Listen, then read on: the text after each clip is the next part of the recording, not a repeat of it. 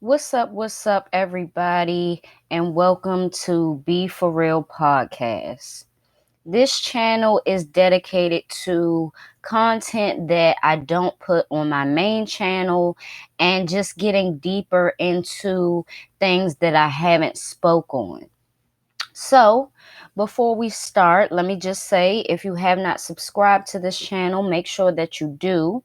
If you have not subscribed to my main channel, Be Octavia, make sure you do that as well. Episodes on this channel will be uploaded every Thursday, and I'm trying to find different things to talk about and just new segments, fresh ideas for this channel. So if you have any suggestions, let me know in the comments of any video that you're watching on this channel.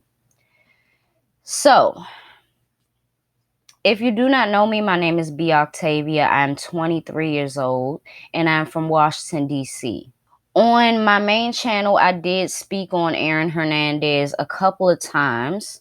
So I'm going to link those videos down below. But this video will be about the relationship he had with his mother. Getting deeper into it, I want to talk about how toxic this relationship was. And it may have been on Aaron Hernandez's part as well, but mainly what I seen and what I read, especially from the documentary that we all seen on Netflix, it was more so of his mother being the more toxic person. And the lesson that I can tell you before we even start is simply not to be like her. So, starting out, let's just talk about Aaron Hernandez so you guys know who this is and why he ended up where he is, or you know what I mean. And why we're talking about him and his relationship with his mother. Now, Aaron Hernandez was a NFL player for who gives a fuck, right? I think it was the Patriots. I don't know. But I think it was the New England Patriots. Is that the one that Robert Kraft? Whatever. So he was a part of that team for a short while, and during his span, he was accused and arrested for two separate murders. Now, these two separate murders, one was a double homicide, and another was a person, I believe, who was a friend of his or associate or however you want to put that. He knew Aaron Hernandez and they actually hung together and things like that.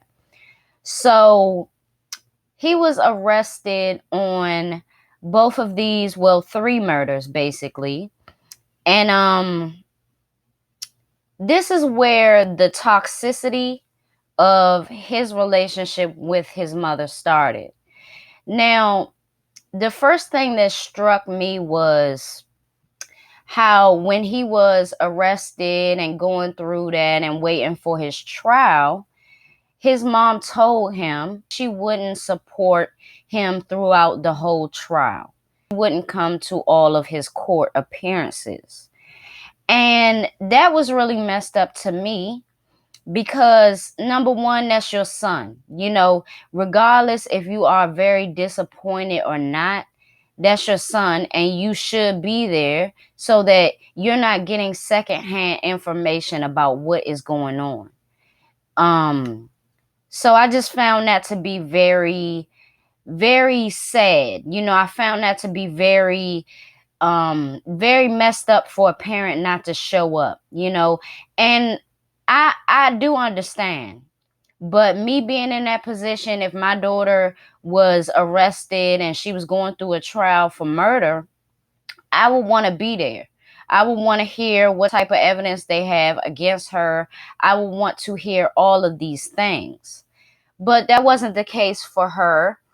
And I don't know. I know it's a lot of parents that don't show up because they are that disappointed and embarrassed by their child. But, and I would have the same feeling. However, I would still be there. During his time with the Patriots, his father passed away.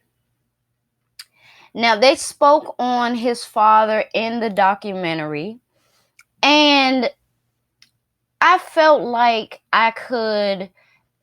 his story resonated with mine, because it was a very toxic environment that he grew up in.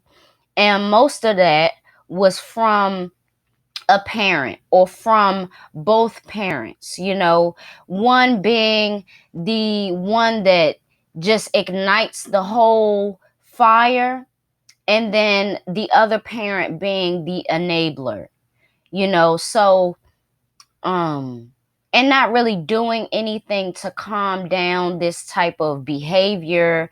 Nothing, you know what I'm saying? Just there. So I felt like I could resonate with his childhood a lot, because that's how my childhood was. And one thing that was said during the documentary was he would Aaron Hernandez's father was a raging alcoholic.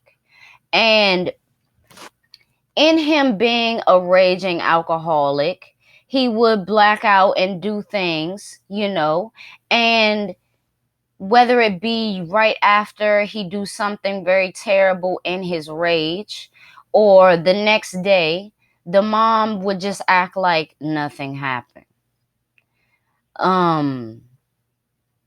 And again, I can resonate with that. And it's very tough to register what you should do as a child, because the other parent is acting like it's nothing wrong. And it really, me connecting the dots, it really just made me sad for Aaron, because they stated in the documentary that anytime his father was in a jam or whatever the case was, she would help him out. If he was in trouble with the police, she would lie. You know what I'm saying? She would be there. So it made me sad for Aaron, because she didn't have that same type of spirit towards her son. And I get that it's levels. I get that the father never committed murder, but who's to say that you wouldn't have had his back through that? I really feel like she would have had his back through that. And that's really what made me sad, because it's like, you're not even going to show up for your son, and you probably would have been front row right there if it was the father in that position.